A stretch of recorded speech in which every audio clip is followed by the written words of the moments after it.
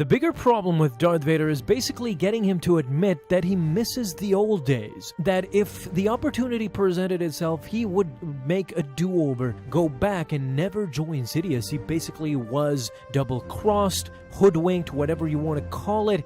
He was fooled by Darth Sidious into joining the Sith.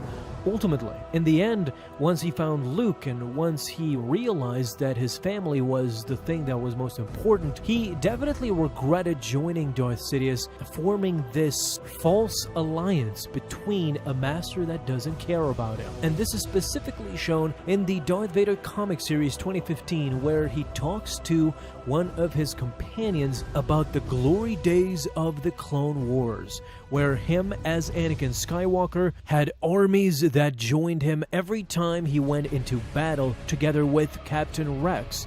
Those days were now long gone, and you can clearly see by the comic panel that you're about to witness in the coming minutes that he definitely regretted what ended up happening. No longer were those days. Back in the day, he had everything at his beck and call. Back when he was a Jedi General as Anakin Skywalker, he had armies of clones at his disposal. More so, these clones had actually befriended Anakin, and they were quite literally like brothers in arms. This quickly dissipated once he became Darth Vader and the Galactic Republic reformed into the Empire. He relied much on the 501st when he first started off, but within a decade he was left all by his lonesome. All he could do now was borrow some stormtroopers for an action or a mission, and this was usually a scheme or an idea composed by an Imperial governor like Tarkin or a general like Tage. Vader quite literally felt like he was on a leash, with no army to back him up, like in the good old days during the Clone Wars. And this is how slowly he started reminiscing, reminding himself of how good he had it. Not as Anakin Skywalker, but how good he had it as a general of an army, all to himself, with no repercussions and no one to answer to. This all began when Vader reluctantly started his secret quest to create his own mini army and by hook or crook take over the entire empire for himself. To start, he located one of the most highly skilled archaeologists and engineers, Dr. Aphra. As it so happens, she was in a world of trouble at that moment and Vader had to bail her out.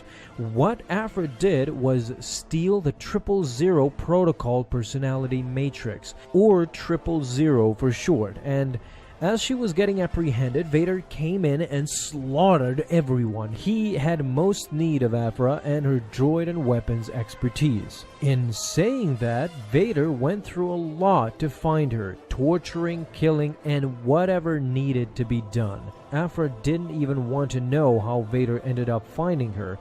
Inside her ship, the Archangel Aphra was now talking insensively, and we all know Vader hates people who talk too much. In fact, he even told Aphra exactly that she is too fond of talking. But you have to understand that she was nervous, really nervous. I mean, imagine yourself, if you were in the same room as the Mr. Sith legend himself, Darth Vader, I'm guessing we would blabber a little bit too. But Aphra gathered herself in the end and the courage to ask what did Vader really want with her. In this brief moment, Vader was forced to talk about the past, a time when he was a Jedi General, a time when an entire clone army was fighting beside him and he was basically the biggest hero the galaxy had ever seen.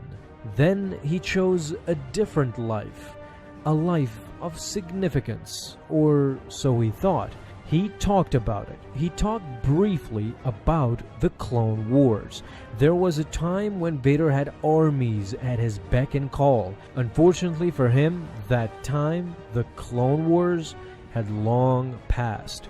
Now he needed a new army, a better one, an army that would be obedient at all times with unflinching loyalty. Aphra definitely did help him with that, and what Vader did with that army is a story for another day, but it was heartfelt to see Vader talk about the Clone Wars, even if it was cold and short. He still remembers those glorious times. I think we can quite safely assume that by this time Vader had somewhat regretted his actions back in Revenge of the Sith. He literally spouted the words, "What have I done?" after he sliced Windu's arm. It was that feeling all over again. Sidious had all but turned his back on Darth Vader, especially afterwards when Sidious learned that there was another Skywalker, a younger and possibly more powerful Skywalker in Luke, and Vader could be subsequently replaced, an older half-machine, half-man that no longer could serve his purpose in the mind of Palpatine. It was a sad reality that Darth Vader had to come to grips with. He was no longer the prime apprentice that Sidious coveted, and this is what led him to ultimately seek out his own army, in the end wishing to wipe out Sidious and replace him as the Emperor himself. What Aphra was not aware of, however, was that not only did Vader reminisce about the Clone Wars, but he probably missed his obedient and loyal friend Captain Rex, together with the rest of the squad.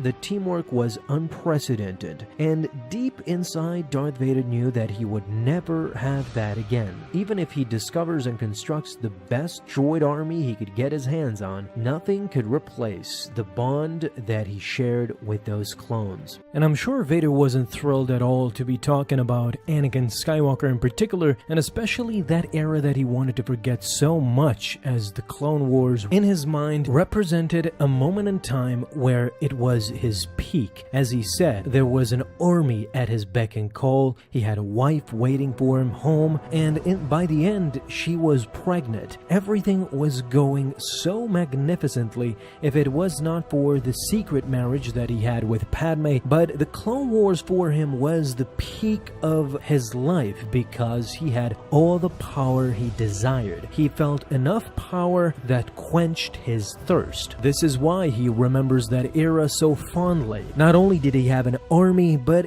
the head of that army, Captain Rex, was his close and personal friend. Next, he had Ahsoka by his side, his apprentice, and his best friend, his brother Obi-Wan, was together with him till the end.